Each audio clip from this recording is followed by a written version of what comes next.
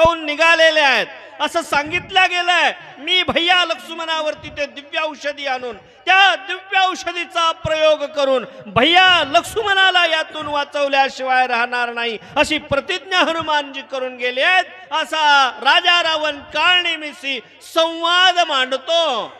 तत्काळ औषधी आणून आताची उठेल लक्ष्मण मग त्यासी झुंजेल कोण राम लक्ष्मण तुरबळी.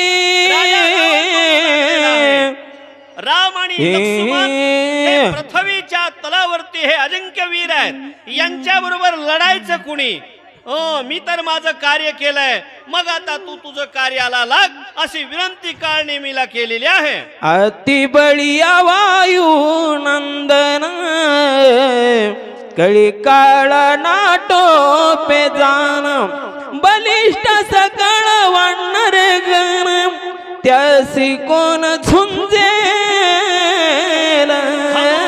महाराज या पृथ्वी तलावरचा एक असा वीर आहे की ज्या वीरापुढे ज्या वीराकडे शक्ती आहे, बुद्धी आहे आणि शक्ती आणि बुद्धीच्या बळावरती ते दिव्य औषधी आणल्याशिवाय राहणार नाहीत. आणि दिव्य औषधी एकदा का आणल्या आणि त्या दिव्य औषधीचा प्रयोग भैया लक्ष्मणावर झाला रे झाला तर मग राम आणि लक्ष्मणाबरोबर लढायचं कुणी? आता राक्षस नाम मात्र आहेत, शिल्लक राहिलेले नाही आहेत असा राजा रावण बोलता झाला. कपटे करो ब्रह्मशक्ती आकळीला हे उर्मिला पती तव कार्य साधावे हातो हाती उदया गबस्ती नयेता.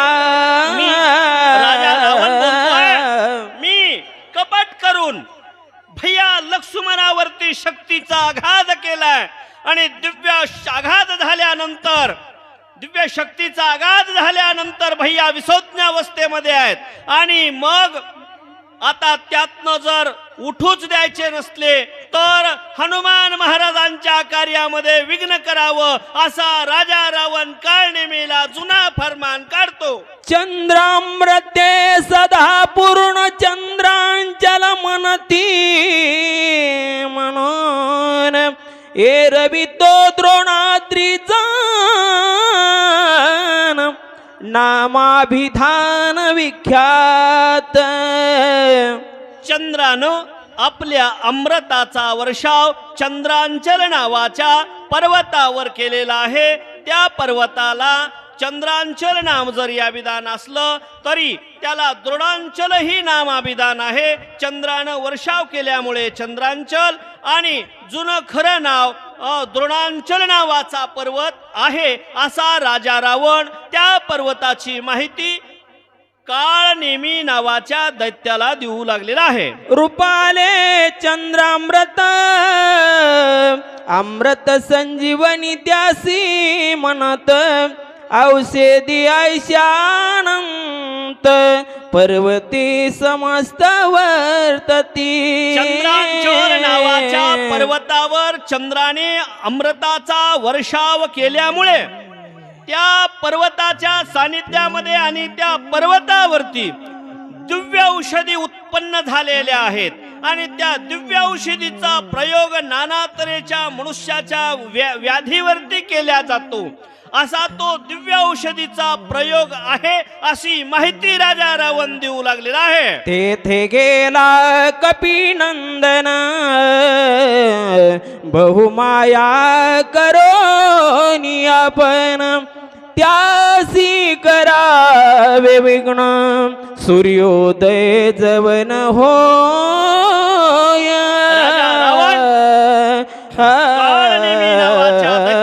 सांगू लागलेला आहे सूर्याचा उदय होईपर्यंत हनुमान महाराजांना कसं गुंतवून ठेवता येईल त्या पद्धतीनं गुंतवून ठेवा जेणेकरून राम कार्यामध्ये विघ्न येईल.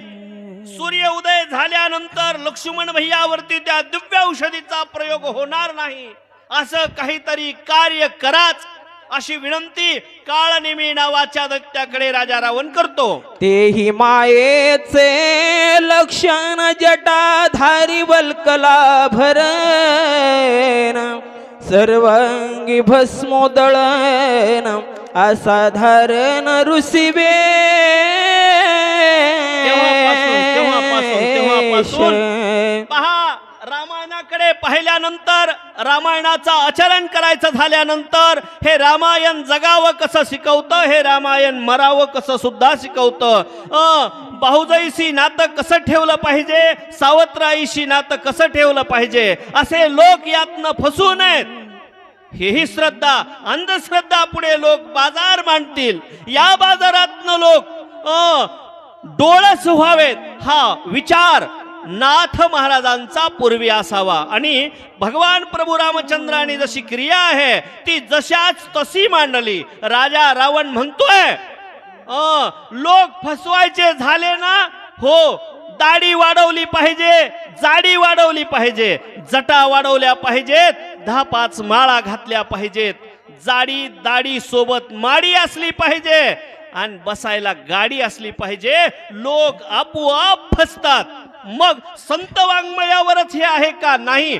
तुकोबाराय सुद्धा म्हणाले, साधूकडे पाहत असताना साधूची लक्षणं साधूच जर दिसली तर तो साधू, अन्यथा काम साधू लोक आहेत. साधूची काय लक्षणं आहेत? साधूची लक्षणं असे आहेत, काम, क्रोध, मद, मत्सर, अहंकार ज्याच्या जवळ नाहीये तो साधू. अन्यथा अनेक पाहिलेले जे साधू आहेत ते काम साधू आहेत. असा तू काम साधू हो. मग काम साधू होण्यासाठी काय लागल? एवढं मोठं भस्म लागल, सगळ्या अंगाला लाव, सगळ्या अंगाला लाव, 10-5 माळा घाल, राम राम राम राम उगच मन त्या बगड्यावनी, आणि टकमक टकमक बघत राह कुठपर्यंत हनुमान महाराज येणार नाहीत ना तोपर्यंत. तापस वेश धरून पूर्ण करावाश्रमय निर्माण गोवावया कपिनंदन मायापन करावी.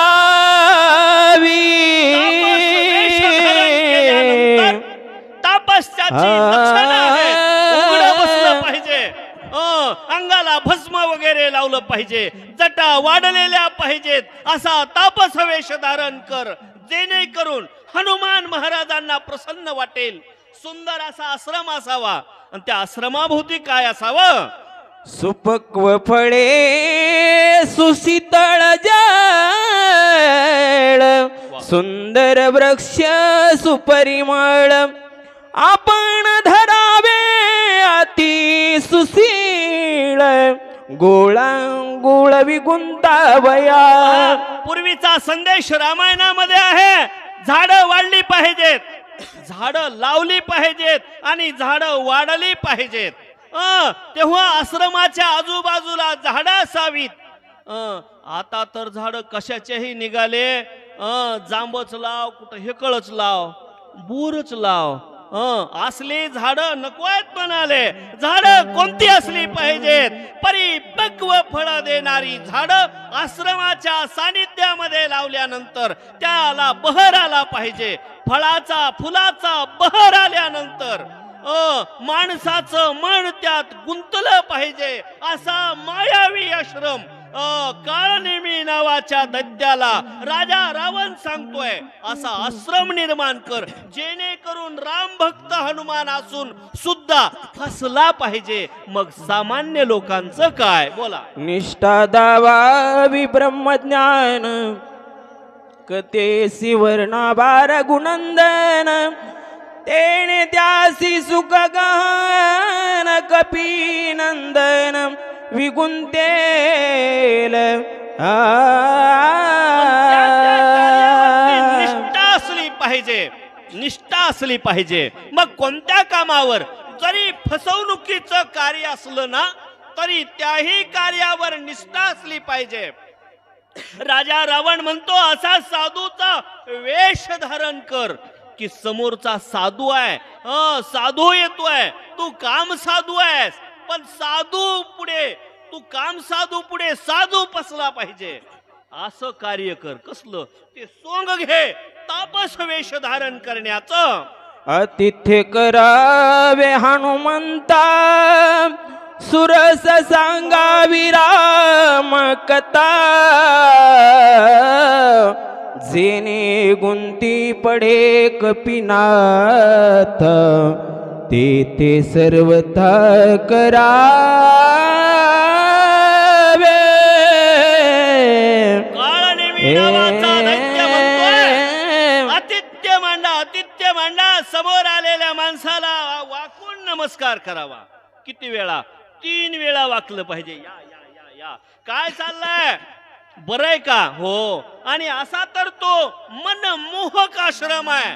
ज्या आश्रमामध्ये आल्याबरोबर मन मोहित होईल असा आश्रम आहे. मग त्यांचं मन मोहित होईल, तल्लीत होईल. असं राम नामाचा जप करा जेणेकरून हनुमान महाराज फसल्याशिवाय राहणार नाही. ते ते महाशूर राक्षसी प्राणी मात्र सगळे ग्रासी आपण व्यक्ती साधावी ऐसी जे कपिंद्रासी ते गिळी. राजा रावण पुढे म्हणतोय, असा तापस वेश धारण केल्यानंतर सुंदर अशा तलावामध्ये पाणी सुंदर आहे. त्या तलावामध्ये मगर आहे. त्या मगरीच्या सह्यानं ती मगर ग्रासून घेईल.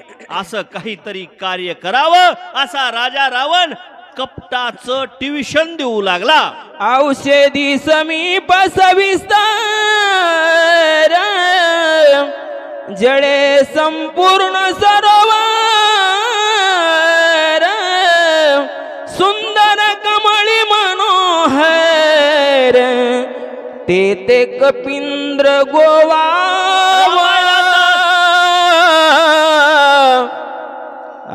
रामायणाचा संदेश आतापर्यंत झाडी वाढवा आणि झाडे जगवा पर्यंतचा होता.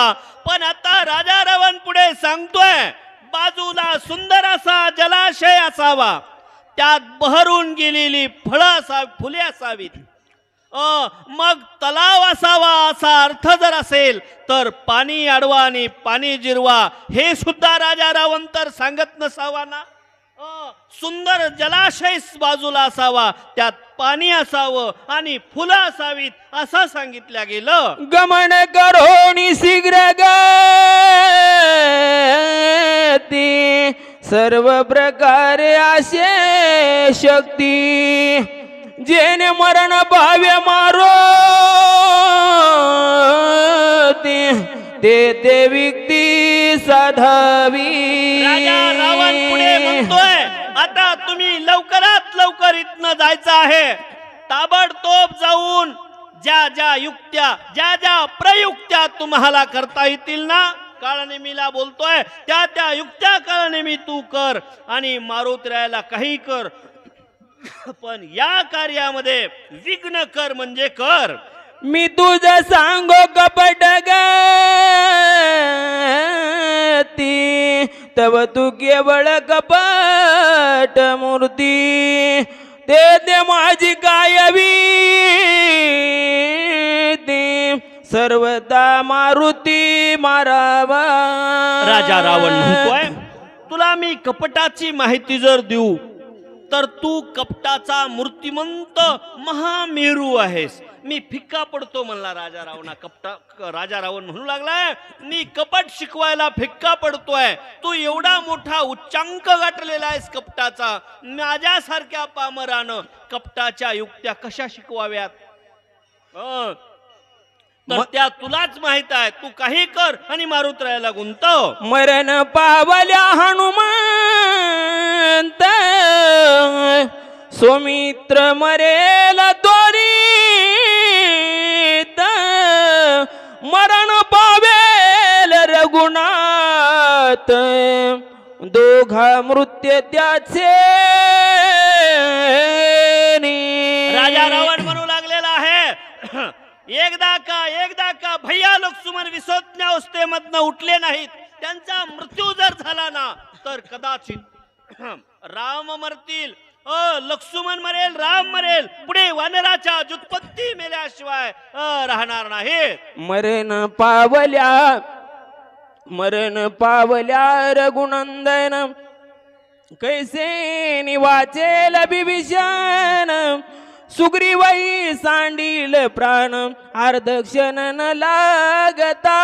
राजा रावण म्हणू लागलेला आहे कदाचित भगवान प्रभू रामचंद्राचा मृत्यू जर झाला तर राम मेल्यानंतर बिभीषण वाचणार नाही.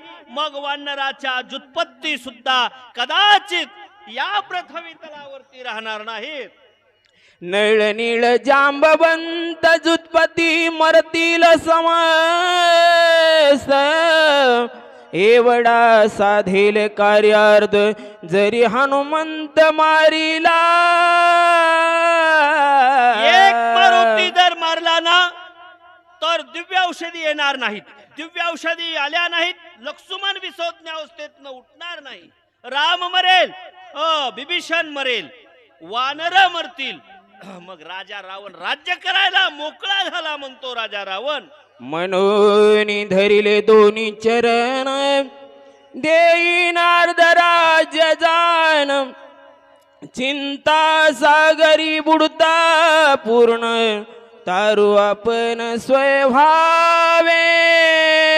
राजा रावण काळनेमी नावाच्या दैत्याला शरण जातोय, पाय धरतोय. आडला नारायण धरी राजा असून सुद्धा जो राजा आहे ऐश्वर्य संपन्न राजा आहे, नगराचा चप्पा चप्पा सोन्याचा आहे तो राजा रावण एका काळनेमी नावाच्या दैत्याचे पाय धरतो आणि पाय धरून म्हणू लागलाय अर्ध राज्य देतो बाबा, फुकट करू नको. तेव्हापासून पद्धत निघाली फुकट नाही करायची. काही ना काही द्या मग मी काम करतो.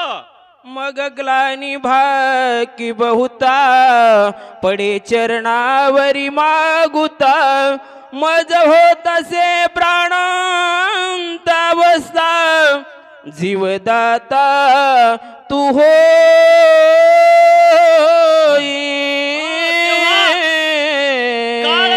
नावाच्या दैत्याचा होकार येत नाहीये म्हणून काळनेमी नावाच्या दैत्याकडे त्याने आता काय देऊन पाहिलं, लाच साथ देऊन पाहिली. लाचेचा प्रकार करून पाहिला आणि पुन्हा चरणाला लागला आणि चरणाला लागून म्हणतोय अर्ध राज्य देतो, अर्ध राज्य. हो मन हो मन हो म्हणून जा राम कार्यामध्ये विघ्न आणा. ऐसे ऐकताची उत्तर दजगला राक्षस वीर हृदय खोचिला दुर्धर कपट प्रकार भला नव्हे.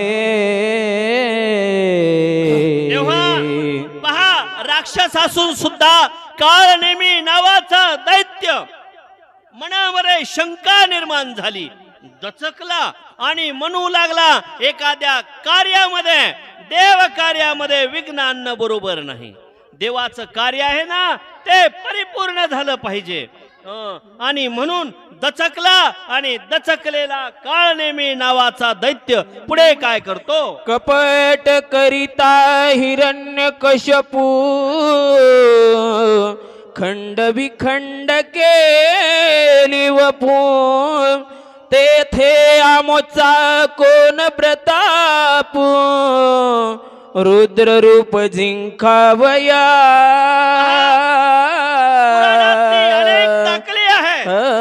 आठवली आहे पूर्वी हिरण्यकश्यपू नावाच्या दैत्यानं काय केलंय, गुरुग्रही जेवलाय नाना तऱ्हेच्या ह्याच्यामध्ये त्या हिरण्यकश्यपूनं हे केलं आणि नंतर झालं काय, हिरण्यकश्यपूला त्याचे हात खंड विखंड केल्या गेले आणि म्हणून काळनेमी नावाचा दैत्य मनासी विग्रह करताना म्हणतोय कपटाचा प्रकार भला नव्हे. कुंडली गवरदा हर विठ्ठल श्री ज्ञानदेव तुकाराम प्रभू रामचंद्र भगवान की जय. वाचण्यासाठी चौरंग सोन्नर आणि सांगण्यासाठी हरदास गडदे.